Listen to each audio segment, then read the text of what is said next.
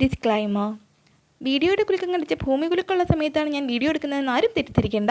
Video stabiliser work ചെയ്യാത്ത എൻ്റെ പാവം ഫോണിലെടുത്ത വീഡിയോകളാണ് നിങ്ങൾ കാണുന്നത്. എല്ലാവരും ദയവ് ചെയ്ത് അഡ്ജസ്റ്റ് ചെയ്യുക. ഹലോ, എല്ലാവരും ഹാപ്പി ആയിട്ട് സുഖമായിട്ടിരിക്കുന്നു എന്ന് പ്രതീക്ഷിക്കുന്നു. അപ്പോൾ ഇന്നത്തെ വീഡിയോ എന്ന് പറഞ്ഞാൽ ഒരു ബ്ലോഗാണ്. എൻ്റെ ഫ്രണ്ട് അനഘ, ചിഞ്ചു എന്ന് ഞങ്ങൾ വിളിക്കും. ചിഞ്ചുവിൻ്റെ കല്യാണമായിരുന്നു ഇക്കഴിഞ്ഞ ജൂൺ 2-ന്. അപ്പോൾ അതിൻ്റെ വിശേഷങ്ങളും കാര്യങ്ങളും ഒക്കെയാണ് ഈ വ്ളോഗിലുള്ളത്. കല്യാണം ജൂൺ 2-നായിരുന്നെങ്കിൽ പോലും ഞാൻ ഇവിടെ നിന്നൊരു 3-4 ദിവസം മുമ്പേ കെട്ടും കിടക്കെടുത്തിട്ട് വിട്ടിട്ടുണ്ടായിരുന്നു. അധികം ഞാൻ പറഞ്ഞ് മുഷിപ്പിക്കുന്നില്ല. അപ്പം ഞാൻ ചെന്ന് സെക്കൻഡ് ഡേ മുതലാണ് ഈ വീഡിയോ എടുത്തു തുടങ്ങിയത്. കാരണം വേറൊന്നുമല്ല, കൂടെ വരുന്ന ഫ്രണ്ടിന് 24 hours ഡ്യൂട്ടി കഴിഞ്ഞിട്ട് ഇന്നാണ് ഇപ്പം ലാൻഡ് ചെയ്തിട്ടുള്ളത്. ആ ലാൻഡ് ചെയ്ത കൊച്ചിനെ ഉറങ്ങാൻ പോലും സമ്മതിക്കാണ്ട് ഞാൻ വിളിച്ചെടുത്തുകൊണ്ട് പോവുകയാണ്. ഞങ്ങൾക്ക് ത്രെഡ് ചെയ്യാൻ വേണ്ടിയിട്ട് ബ്യൂട്ടി പാർലറിലേക്കുള്ള യാത്രയാണ്. പക്ഷേ ആദ്യം ഇപ്പോൾ പോകുന്നത് ഒരു ഫ്രണ്ടിനെ കൂടെ വിളിക്കാനുണ്ട്. അപ്പോൾ അവളുടെ വീട്ടിലേക്കാണ്.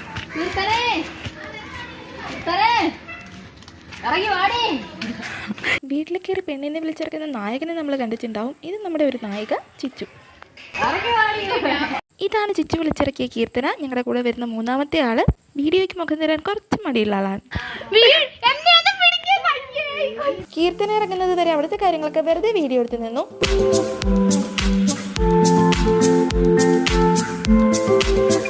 ശുഭകാര്യത്തിന് പോകുന്നതിന് മുമ്പ് മധുരം കഴിക്കണം എന്നുള്ളത് കൊണ്ട് തന്നെ പോകുന്ന വഴി ഡയറി മിൽക്കൊക്കെ വാങ്ങിച്ച് അതും കഴിച്ചാണ് ഞങ്ങൾ പോയത്.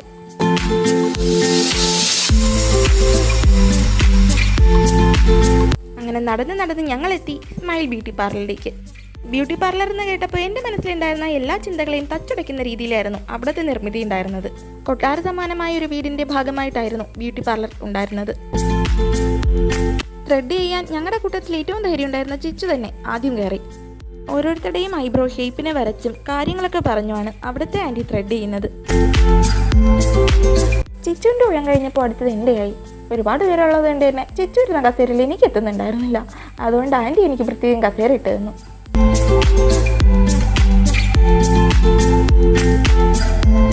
Chess number 3 Keerthana. അതെന്താവൂന്ന് നിങ്ങൾ തന്നെ കണ്ടോ.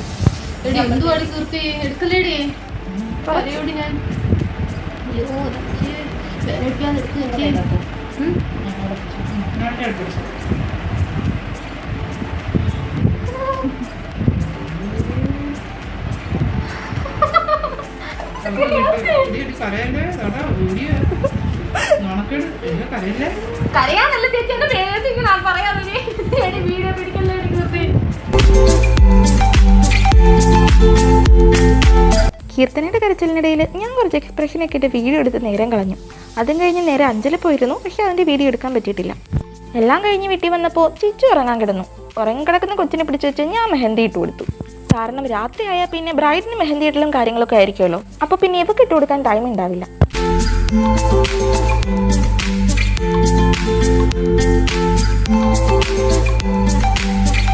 So this is the final look.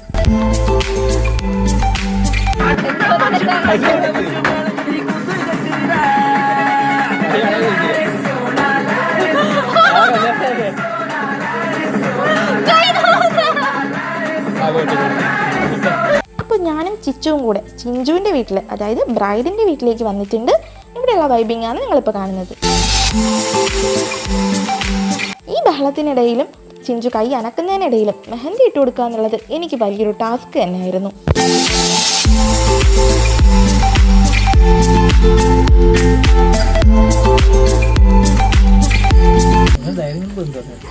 Hello guys, ഇപ്പൊ നടന്നുകൊണ്ടിരിക്കുന്ന എന്റെ കല്യാണത്തിന്റെ പ്രിപ്പറേഷൻസ് ആണ്.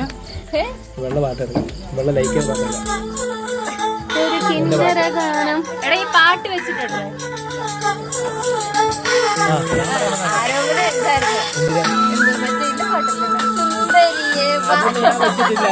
ഇല്ലടി, അതൊന്നും അല്ലടി, സോസൈന പേര്.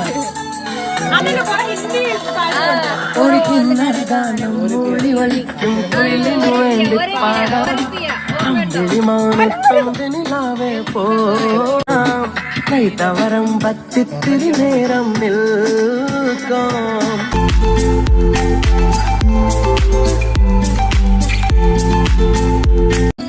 കൊള്ളാം കൊള്ളാം കൊള്ളാം. മറ്റേ പറ്റിലെടുത്താണ് എക്സിബല്ലി.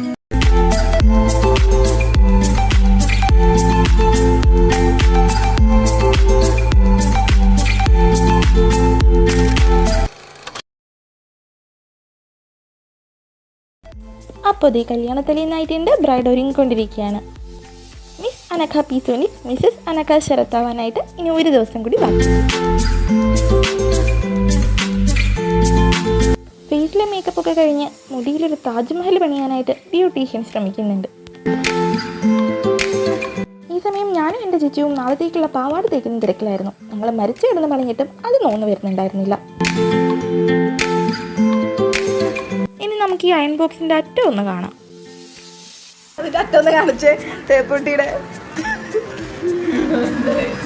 ഓണാക്കാതെ അയൺ ബോക്സ് ഉപയോഗിക്കുന്ന 2 മന്ദബുദ്ധികളെന്ന് ആരും വിചാരിക്കണ്ട. ഞങ്ങൾ ഓണാക്കുന്നുണ്ട്, നിങ്ങൾ കാണാഞ്ഞിട്ടാ. അതായത് രമണ, ഇത് ഞങ്ങൾ പ്ലഗിൽ കൊടുത്തു കഴിഞ്ഞാൽ താഴെ വരെ എത്തില്ല. അതുകൊണ്ട് ഞങ്ങൾ പ്ലഗിൽ കൊടുക്കും, ഓണാക്കും, ചൂടാക്കും, ഊരിക്കൊണ്ടുവന്ന് താഴെ കൊണ്ടുവച്ച് തേക്കും. ഇതാണ് ഇവിടെ നടക്കുന്നത്. വൈകുന്നേരം ആയപ്പോൾ ഞങ്ങൾ കല്യാണ വീട്ടിലേക്ക് എത്തി. കീർത്തന അവിടെ ഇരുന്ന് വ്ളോഗ് എടുക്കുന്ന ചൂണ്ടിക്കാണിക്കുന്നുണ്ട്. എന്താ അല്ലേ ഫാൻസിൻ്റെ ഒരു കാര്യം.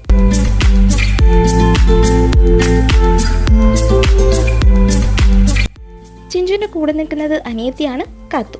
ഇതാണ് ചിഞ്ചുവിൻ്റെ അമ്മ, അനിയത്തി. കാത്തു കാത്തു ഹായ് ഹായ് പറ.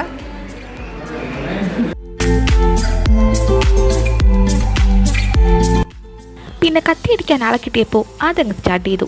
എല്ലാ കല്യാണ വീട്ടിലും ഓരോ മൂലയിലും ഈ ഒരു ചടങ്ങ് കാണാലോ.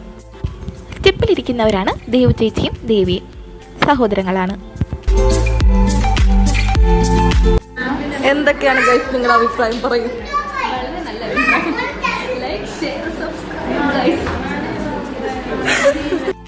അങ്ങനെ ദേവിയുടെ വക ഓസിനൊരു പ്രമോഷനും കിട്ടി. പിന്നെ രാത്രിയായപ്പോൾ തളർന്ന ബ്രൈഡിൻ്റെ തളർന്ന ഫോട്ടോഷൂട്ടായിരുന്നു അവിടെ നടന്നുകൊണ്ടിരുന്നത്. ഫോട്ടോ എടുക്കുന്നതിനനുസരിച്ച് ചിരിക്കണോ വയ്യാത്തതിന് കരയണോ എന്ന അവസ്ഥയിലായിരുന്നു പാവം ചിഞ്ചു. ഒരു 8:30 മണിയൊക്കെ ആയപ്പോൾ ദേ വന്നു ചിഞ്ചുവിൻ്റെ നായകൻ ശരത്തേട്ടൻ. ശരത്തേട്ടൻ മാത്രമല്ല, ചേട്ടൻ്റെ ഭാഗത്തുനിന്ന് കുറച്ച് ആൾക്കാരും ഉണ്ടായിരുന്നു.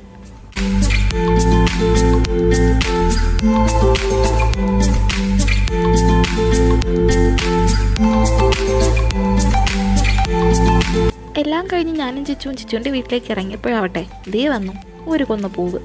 അവസാനം കെട്ടാനറിയാതെ ഞാനും പൂ കെട്ടാൻ്റെത്. എന്നിട്ടെന്താ, ഞാൻ കിട്ടുന്നതിനനുസരിച്ചിട്ട് നേരത്തെ കിട്ടിയത് അത്രയും ഊർന്നു പോകുന്നുണ്ടായിരുന്നു. എൻ്റെ ദയനീയ അവസ്ഥ കണ്ടിട്ടും ചിഞ്ചുവിന് ബാക്കി മെഹന്തി ഇടാനുള്ളത് കൊണ്ടും എന്നെ അങ്ങോട്ടേക്ക് പറഞ്ഞു വിട്ടു.